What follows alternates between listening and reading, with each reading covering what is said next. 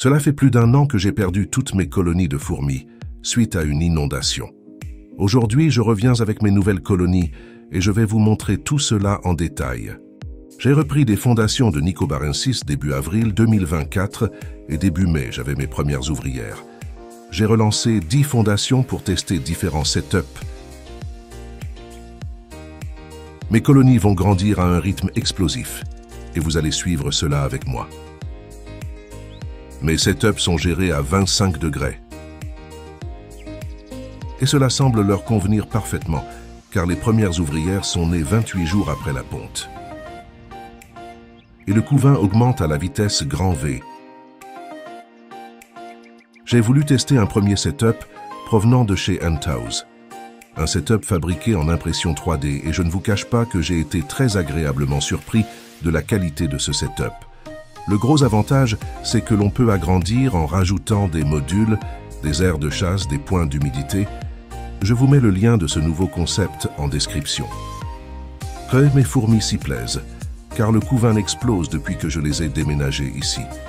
Je vais vous montrer l'intérieur en enlevant la partie rouge qui les protège de la lumière. Ici, vous avez une fondation à 2 reines, mais j'ai remarqué que les Nicobarensis ne sont pas vraiment polygynes. Elles se tolèrent un certain temps, puis cela part souvent en cacahuète. Un autre avantage de ce setup, il est beaucoup plus facile pour les prises de vidéo. Il suffit d'enlever le cache rouge. Contrairement au tube qui reflète la lumière, vous allez voir dans la suite avec le deuxième setup. Je teste également un setup en tube avec 3 reines et le couvain explose aussi. Comme je vous le disais avant, il est plus difficile de filmer ce genre de setup, car la lumière reflète sur le rond du tube.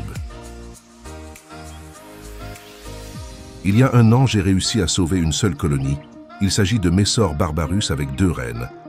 Elles ont mis 1 an avant de pondre à nouveau et relancer une fondation.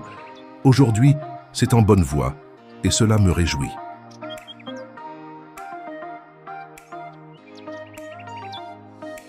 J'ai également une Camponotus santus en fondation, et bientôt d'autres espèces vont rejoindre cette petite famille. Suivez-moi pour voir l'évolution de tout ce petit monde avec des petites histoires sur chacune d'elles, leur vie, les péripéties et leur chasse de nourriture. À bientôt sur cette chaîne et en attendant ma prochaine vidéo, prenez soin de vous.